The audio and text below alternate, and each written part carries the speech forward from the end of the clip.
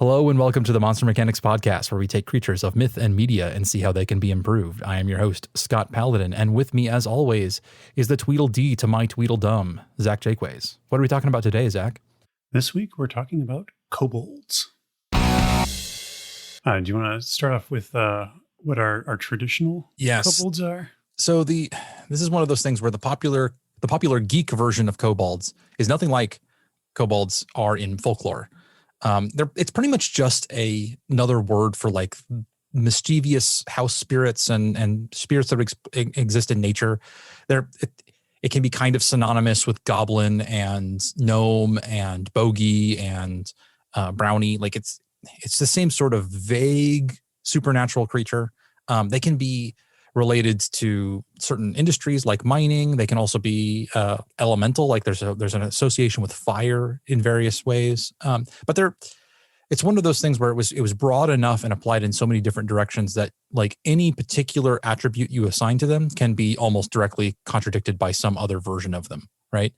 And that's pretty common for this kind of creature. They're all just, any vaguely supernatural small creature that could be a kobold. Yeah, it's almost like these things just sprung out of various folklore and whatnot, rather than having some sort of science behind them. Yeah. It's competing tales. It's like all of the different versions of Jack and the Jack tales and stuff. Now, there's also the D&D style kobold, which is probably what most people are familiar with. If you're listening to this podcast, you're probably familiar with the D&D kobold, from which a lot of other fantasy kobolds seem to have sprung. So in Dungeons and Dragons, kobolds are small humanoids that are vaguely reptilian or dragon-like in appearance. They're little tiny dragon men, as it were. Yep.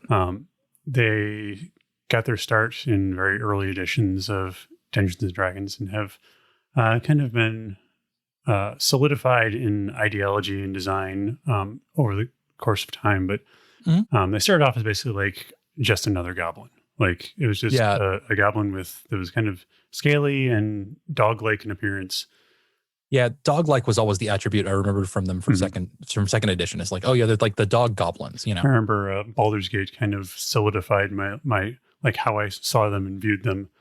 Kind of with like that jackal sound to them. Yeah. And they're the creature you use when goblins are too strong, right? Like goblins are one hit die. These are half a hit die. Like they're the even easier. These have the hit points of a human child and and are pretty much just as threatening. Yeah. An under stock version. And over time, like in D&D 3.5, they started kind of pushing it more towards being associated with dragons, having sort of a draconic lineage. And then in 5th edition, like they're very explicitly like these are dragon cultists. Like they idolize dragons. They've got some sort of genetic association with them in that manner. I think probably one of the most interesting aspects of sort of the evolution of kobolds has been that they are trap makers.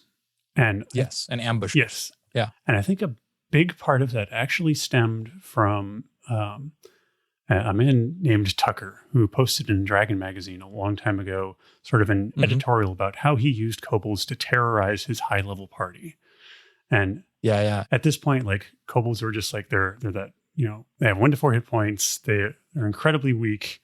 They're trash, right? Like they're fodder things. They're designed to get you from level 1 to level 2 without too much threat to your PCs.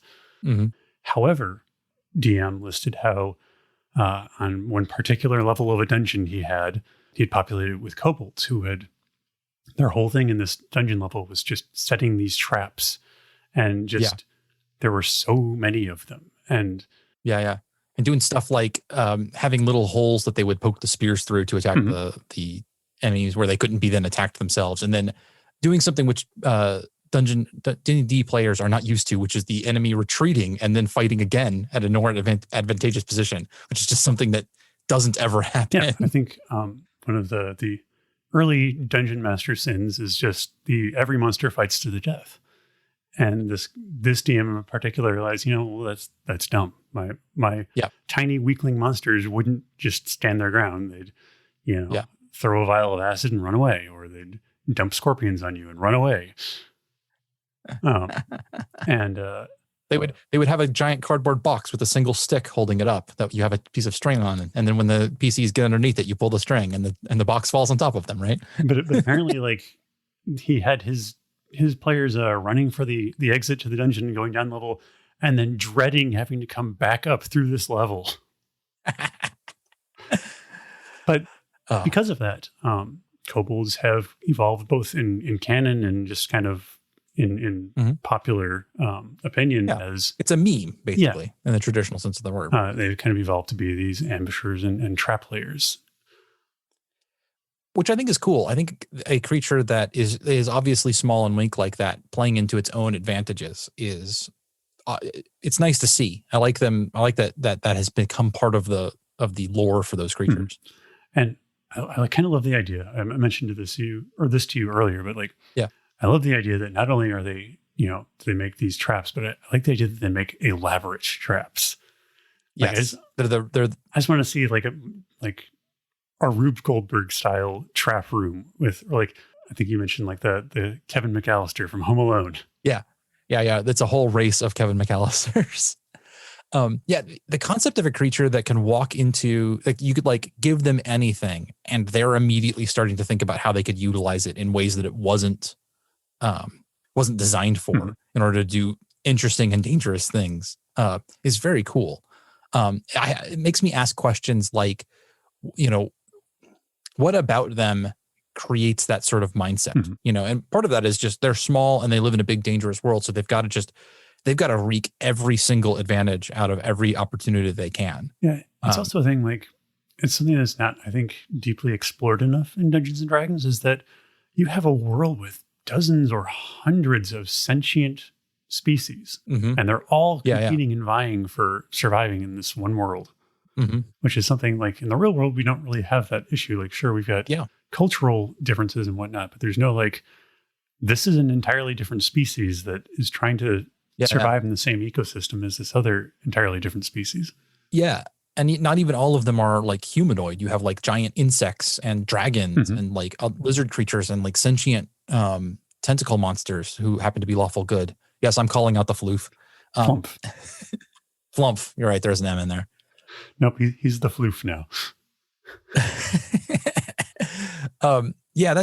That's really interesting. So I'm also very interested in the idea of them being draconic, like having some sort of dragon lineage or connection in some way. Sure. There's two versions of that, in fact, that I think are both interesting. One is that they, like, the straightforward, like, they're descended from like either a dragon crossbreeding program that happened in the past program, probably some dragon somebody, because that's what dragons do, or that they maybe they descend from the same progenitor species, something like that. There's also kind of it would be kind of fun that they actually have no dragon blood anywhere in them, but they have sort of co-evolutionary qualities where, like, they look a bit dragony and they've got scales and they've got kind of a dragon shaped head. And so something about dragons are so compelling to them that they are like backfilling in that backstory and like making it up in order to claim a connection that doesn't exist there, which I think says a lot about them as characters as well. I kind of like, there's a bunch of insect species that will mimic like larger predator animals. So this is like a direct, like an environmental strategy. Yeah. Like they're trying to look. So Kobold, this version of kobolds look like young dragons. Yeah. Like they look like baby dragons. Yeah. And I love the idea that there's like, they've used that to their advantage. Like they're like, yeah, because nobody's going to with a baby dragon because like mama dragon's probably around somewhere. That's cool. Okay. I like that a lot. And that also leads them to, that's actually great compared with the trap thing, because if they look, the word we're gonna use here is neotenous, which is having qualities of a juvenile. Where you retain juvenile qualities into your adulthood. Humans in certain respects are neotenous. Dogs are very neotenous, and it just means that you maintain things like big eyes and domed round heads and like short muzzles and stuff like that. And what that translates to for humans is we find neotenous creatures very cute. Like, so all of these kobolds are going to be adorable. They're going to look like adorable baby dragons, and they're going to be ruthless killing machines. I love it. Who will take every asshole step they can in order to gain every little tiny advantage over you, in order to like Gulliver's Travels you and like pull you down to the floor and stake you down and then eat you alive or something. Yeah. Well, all while looking like the main characters of a children's cartoon. I love it. I'm just reminded of those critters from Galaxy Quest.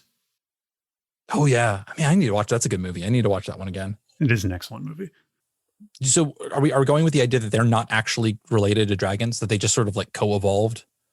Yeah, I kind of like that idea. Like, in that case, I like you brought up insects, and I think maybe that's like they look like dragons and they want to have a connection with dragons, but I like the idea that they are insected, like they're insectoid in some way, like they were. Like instead of having scales, they're kind of chitinous, and they have some weird ass biology about like maybe they lay eggs that like in big broods. Maybe they work like bees, or they have a colony structure or something.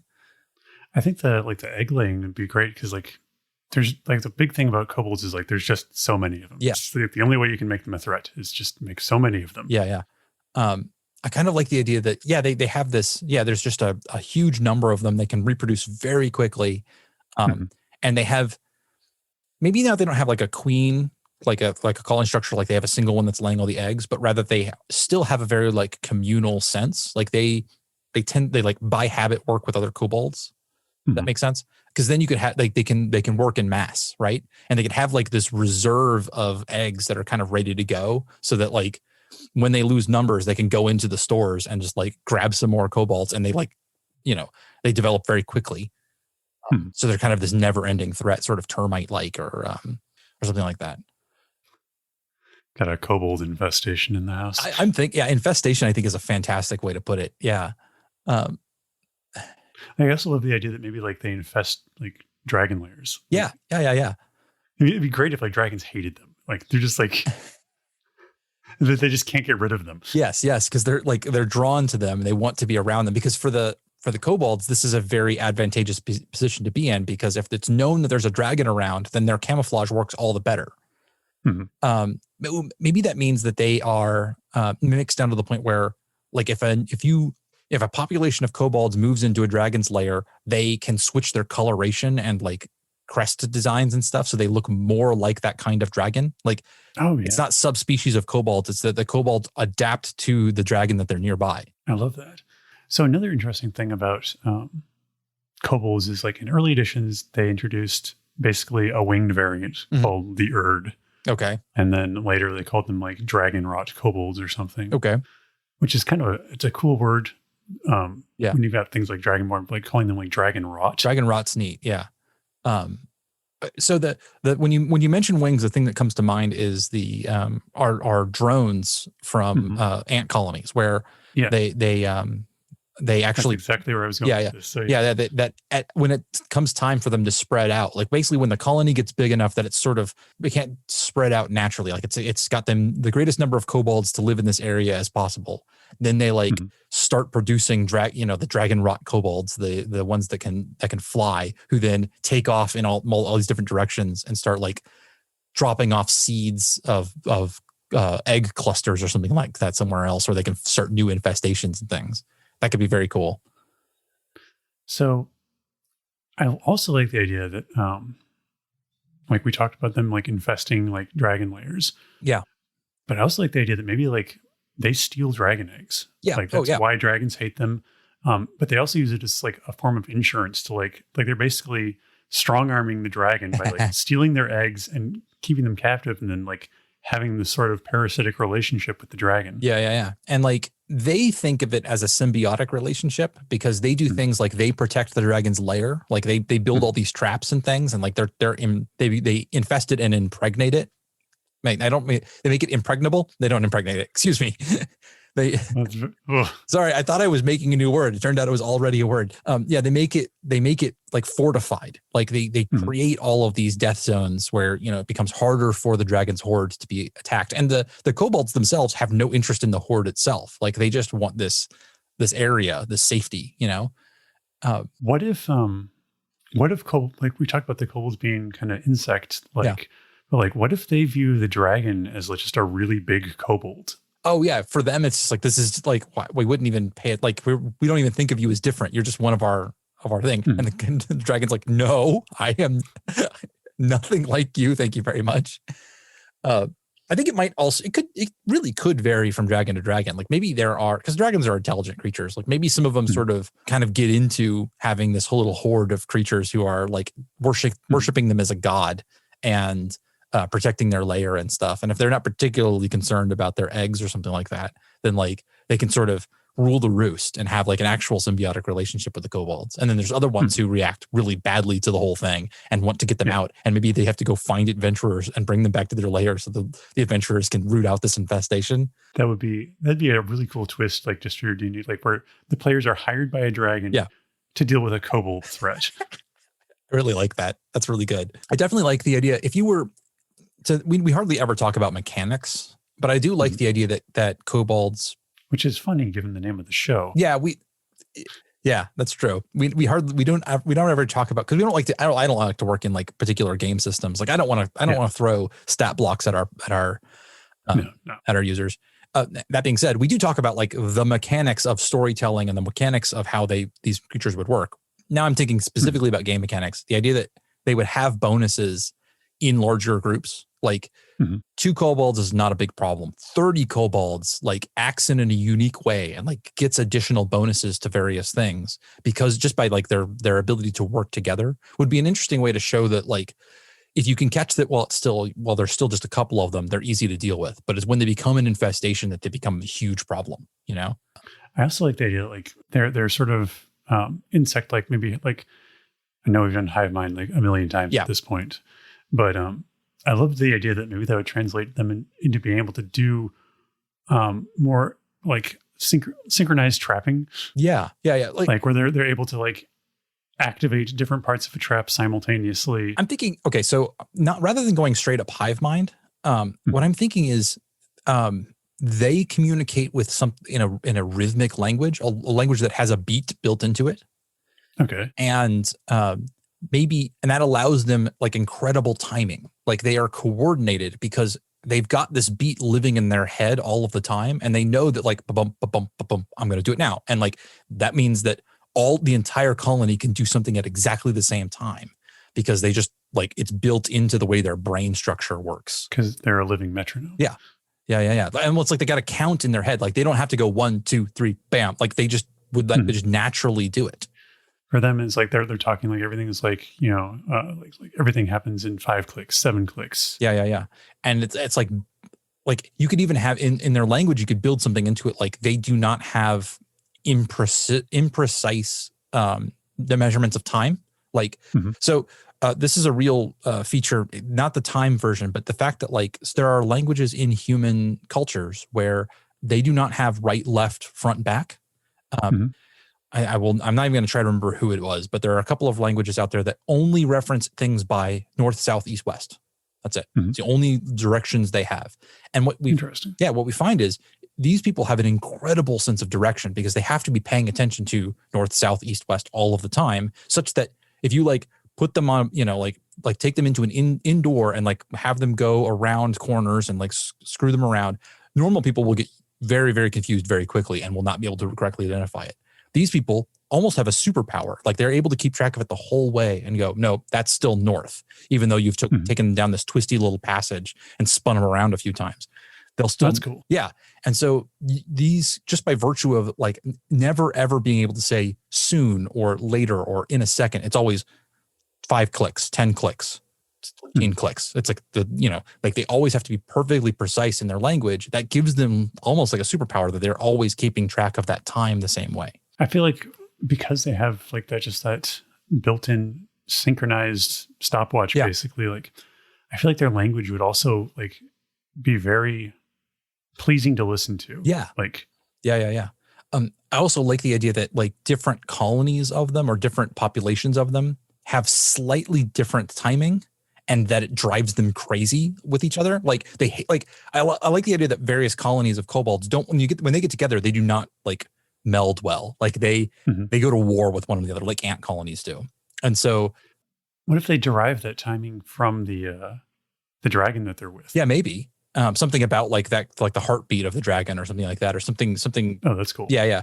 But yeah, like I love the idea that the ones who talk in like 116 beats a minute, if they meet the ones that are 117 beats a minute, because the languages are just slightly off, even if they're saying all the same things, the timing's off, and it's like nails on a chalkboard for them. Like they're like, no, I cannot deal with those guys.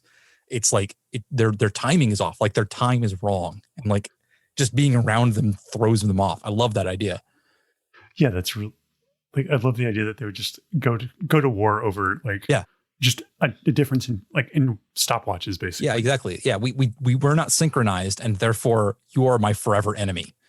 And it also keeps it builds in a check into the Kobold system. Like they're not just gonna like overrun the entire world. They're gonna run up against other Kobolds and they're gonna go to war. And I like it when creatures aren't monolithic like that. I love it when they have like subgroups that are played against each other. That's great.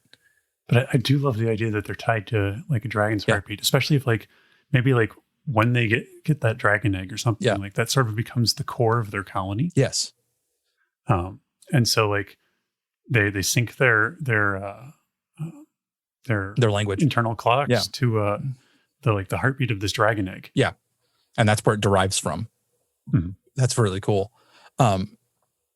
Yeah, that's neat. In fact, in that case, you might see it occasionally, instead of them moving into and infesting a dragon layer that already exists with a full-grown dragon, maybe they manage to occasionally get a hold of a dragon egg, and then they hatch a dragon who then is raised as a kobold and just like grows up to be like part of their society, and is like doesn't have any like preconceived notion that they wouldn't want to be hanging out with kobolds all the time, and like they actually like build into its like like a real like a member of the society. That could be very cool.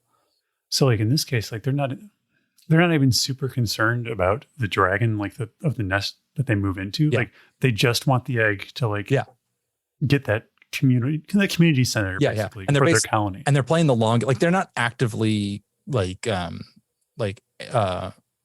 hostile to the dragon that already lives there, but they're sort of playing the long game. They're like, if we hang out long enough, somebody's going to kill this guy, and we have the egg, so we're just going to like come in and take over. Like we're just going to move into that same slot and take over with our dragon at the same time. And in the meantime, we just got to like wait them out and like get along as best we can. But they're kind of playing the long game. I like that. And if they're like natural tunnelers maybe or something, so that like they're just like living in these tiny crevices that the dragon can't get access to. Yeah. And they've got it hidden away where they can't. Yeah, that's really cool. And fully trapped. Yeah. So that, okay. So I don't think we've answered the question. How did they become such good trappers and like good engineers? I mean, I think the original answer I had was going to be that, it was because, they're small and weak creatures that, they need a way to deal with like the ecological niche they occupy. But, now I'm wondering if maybe there's a more interesting option. So our kobolds are very much ants. And ants are engineers. Like there are colonies of army ants that live in like South America and maybe Africa too, but definitely South America, that will do things like build bridges out of their own bodies. Like they need to span a chasm. They will like make like one of them will hold on to another one and another one will hold on to that one, and then they'll like build a bridge out of themselves, and they'll do like really creative things with that, like making like loops that go down before they can get across to the other side, and then like lifting that up by like removing segments from the inside. And like they do really cool complex things, like if there's a flood, they like gather into these huge clumps that are like actually able to float in a way that individual ants aren't, and they like hold themselves together. So maybe that's what like kobolds start doing. Like originally they're about like using themselves to like get through the environment. Like they're used to one kobold like making a little bridge across a chasm, and then like two kobolds working together to do something slightly bigger and like that.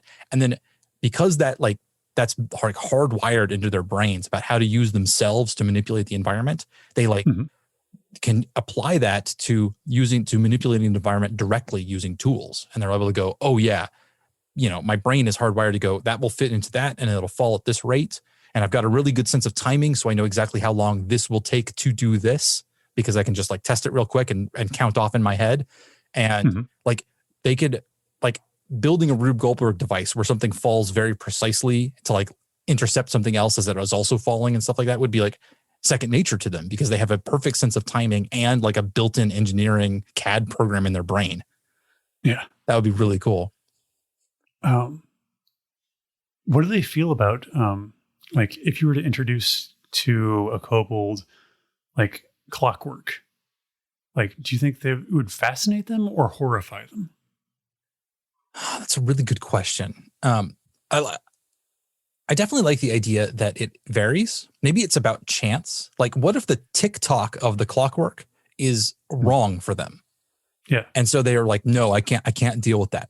But they come across just by chance, or maybe they are a new colony that like sets up in a clock tower, and the tick-tock of the clock actually like is what they build their language around. And so then they become the mechanical kobolds, the ones who are all about clockwork. And that becomes their dragon, is this giant clock that they're living inside of. So maybe it's not even dragons that they're looking for. It's just like a strong rhythmic source of sound or audio or impact or whatnot that they can base their society around. So for like, if they were to find like a big clock, like Big Ben or something. Yeah. And that became, I like that idea. Okay. I have just noticed a problem with my Audacity. I'm going to stop my recording. I think I've got everything that we're doing here. Okay. Okay. Let's count off again. 1, 2, 3, 4. Okay, cool. And then try to remember what we were talking about before I derailed us with my audio problems. We were talking about clockwork. Clockwork. Clockwork kobolds. So I like the idea that they would like move into a clock tower or something like that, and like build their language around the particular beat per minute of that clock tower, and then they become like really good at that kind of thing because they're used to, and they'll like build all of their. So I love the idea that they would have we'd have the mechanical kobolds. Maybe they would like, because of that. Maybe they I don't know. Like could they go all in on that and just like completely give up on the naturalistic dragon thing and just all become sort of like automatons? Like we're talking about, they might even look like what the dragon that they associate with. So maybe they would have they would all become bronze or brass colored and like have gear, like teeth on their carapaces and stuff. Like maybe for them, because whatever they kind of bond around, is just like another kobold to them. Like maybe it really doesn't matter if it's a dragon. Yeah. It's just like a dragon has a very strong heartbeat that they can build their nest around. So that's kind of naturally what they've gravitated towards. But if they found a human settlement with a clock tower that was huge and elaborate, they would absolutely infest that and kind of build their civilization around that. I love the idea that like the reason why they're so strongly associated with dragons is because those are the kobold colonies that get really strong. Like it is a good match for them to glom themselves on. It's a really good match for them to glom themselves onto a dragon, because dragons are strong and they like create this environment that's really conducive to them. But you're right, like it doesn't have to be a dragon. So like if you like a bear might wake up from hibernation to find that kobolds have moved into its lair.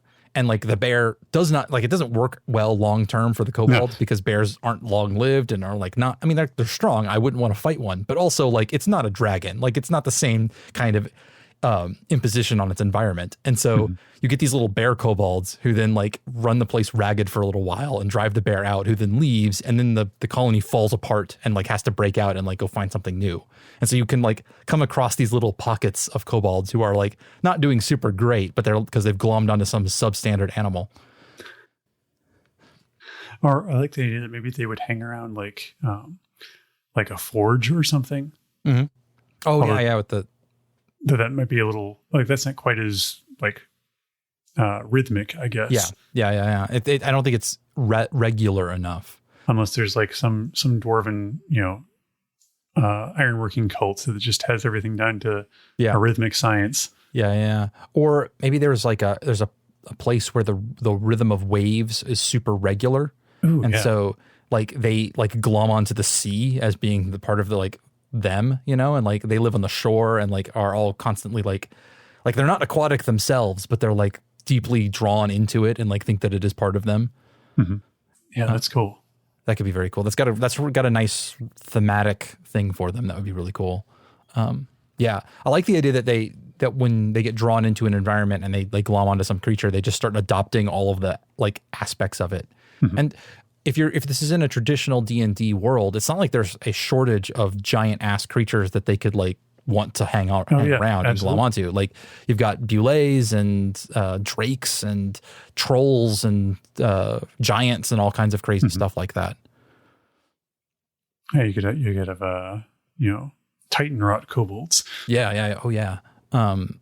There's like 50 different kinds of giants and Tarrasque kobolds and that's bad because the Tarrasque is like, and they don't get any superpowers from it, but like they might be living in wherever it's sleeping, right? Like wherever it's like hiding out between its giant, kaiju ravaging sessions where it's going to come out and wreak the. I also just kind of love just the juxtaposition of like the weakest D&D monster teaming up with more or less the strongest. Yeah. We'll let's see. Are there any other creatures we want to think about what version of Kobold they would have? Let's see. There's like the Aboleth. There's Illithids. Not really so much. There are Beholders. We could talk about like is there stuff down in the Underdark that they might be good into because they're tunnelers. They'd be right at home in the Underdark. Our version of them. Yeah, like I keep coming back to like, and it mostly just has to do with that. I keep coming back to Dune, like with a walk without rhythm. Yeah. That's cool. Sandworm is definitely something that kobolds would love. Well, so let's see. Is there any unanswered questions that we still haven't talked about? We know why they're good trappers is because they're incredible engineers and they're sentient creatures. We haven't really talked about them having any kind of culture so far. They're sentient creatures that have the gift of language. They should have some sort of like myth and culture and language and stuff like that. Do they typically they're in D&D, they're portrayed as like a very fearful species that is just terrified of everything. I think I don't like that much for this version. I do like the idea that they are deeply averse to things that don't have their that clock rhythm built into them. That like things that move at the wrong speed to the wrong rhythm, they're not afraid of it, but like either they have to like avoid it in order to be in order to avoid being like discombobulated by it, or like having it kind of, it's like I said, it's sort of a nails on chalkboard thing. Like they just don't like having that non-rhythm around. So like humans and stuff like that just move at the wrong speed, your footsteps just happen to be the wrong speed. They're going to either avoid you because they don't want to hear you, or they're going to attack you because like they want to get rid of that sound. And it's not necessarily like it's your effect on the world and effect on them that drives them crazy. That could be very cool. Yeah, I also like they did like every culture has a song. Yeah. And like every kobold can like add to that song, but it's always at that same rhythm and pace. Yeah. And it probably even like sounds maybe even like kind of dull to listen to because it's just the same thing over and over again, just like different tone, like pitches and whatnot. Yeah. Or the intricacies that they can hear in it are things that like we wouldn't be able to hear, like if you ever listen to free jazz, like you'd be like, this just sounds like noise, right? Like 'cause you're not into that genre, you don't have the context, the understanding to go, oh, okay, well, this is because of that, because of this, because of that. And so it just sounds awful to somebody who's unaccustomed to it. But to them, it's like, no, this is perfectly clear. I can hear, this and then this and this, and I understand it all. And so therefore it's, beautiful, intricate to me instead. Yeah, I'm definitely down with the idea of each of them being built around a song. In fact, they might have that. You could, if you were able to talk to them and actually like communicate with them, they might have like a deep musical metaphor built into their language. Like talking about, they don't have stories; they just have songs. And everything is a song, and like talking about things in harmony versus dissonance and things like that. Like that's how the way they view the world. That'd be very cool. Yeah, that is kind of cool. I wonder if there's anything like with them being kind of like a short-lived insect-like species. Although I guess in D&D, like they can technically live up to 120 years, but I think our version's very short-lived. I think they're like these are insects. Like they wear themselves out. Like their plan is not to like keep a particular kobold around at any particular time. They all just like they're just run themselves ragged for the sake of the colony. So I wonder, like, what is a sentient what is an individual in a society that doesn't particularly value any individual kobold feel like? I think they would be, when they're a working member of that colony, one that like views itself as a part of the colony, maybe doesn't have a particularly great sense of self. In fact, I mean, we could go so far as to say that like they really do function like an ant colony. Like any particular kobold might not themselves be sentient, but the group of them together develops an intelligence because of like the various ways that they act.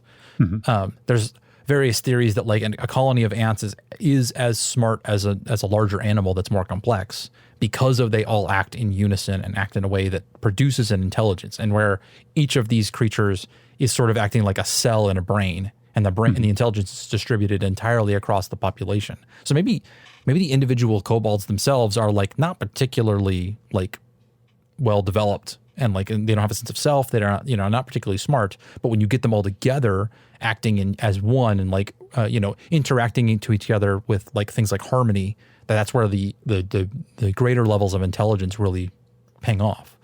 Or maybe they are smart and they just are very, very collectivist, and like they don't view they view their brother as like part of themselves. So it's like there's no difference between my left hand and his left hand. Like we're going to work perfectly together. And so they may be very flippant with their own lives. Like, I'm going to throw my life away in order to save those around me, because that's obviously what you would do. Stuff like that. So I also because I always like to look for the edge case and whatnot. I love the idea of like all these kobolds like have the capacity to be individuals and have like the same human level intelligence or, as any of the other sentient species, but they just forego that.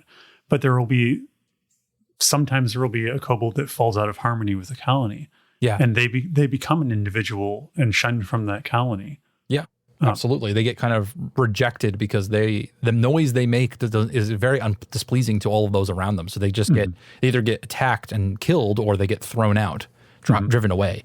And then they're on their own, a colony of one. And I love the idea of like, that's where you get, that's where you get like your kobold adventurers and whatnot. Yeah. Yeah. Who are out there looking for a new song to sing, because like they're trying to find a new group to be part of, and that would make them very different from how you see a lot of like the monster adventurers in D&D, where it's like they're like, I'm an individual, I'm different from everybody else, and this is instead somebody who like deeply wants to be involved in something. Like they're looking for a new home, and they're like, I want a group to join up with. I want to I'm going to adopt the things that I see in order to like be a better member of this group. I'm not like super proud and like, our way is better. He's like, no, I need to find a new colony. That could be very cool. Like, I love the idea of like a kobold bard trying to like spread his teach people about the kobold song and stuff. Oh yeah, absolutely. Yeah. That's very cool. Well, I think we've hit we've hit some really good notes for the kobold, and we're So let's end it here, and we will catch you guys in 2 weeks. Bye. All right. Until next time. Thank you for joining us for this episode of Monster Mechanics. Monster Mechanics is produced and edited by me, Scott Paladin, and hosted by myself and my best friend, Zach Jaquays. All of the ideas generated during this podcast are released under a Do What the F You Want public license.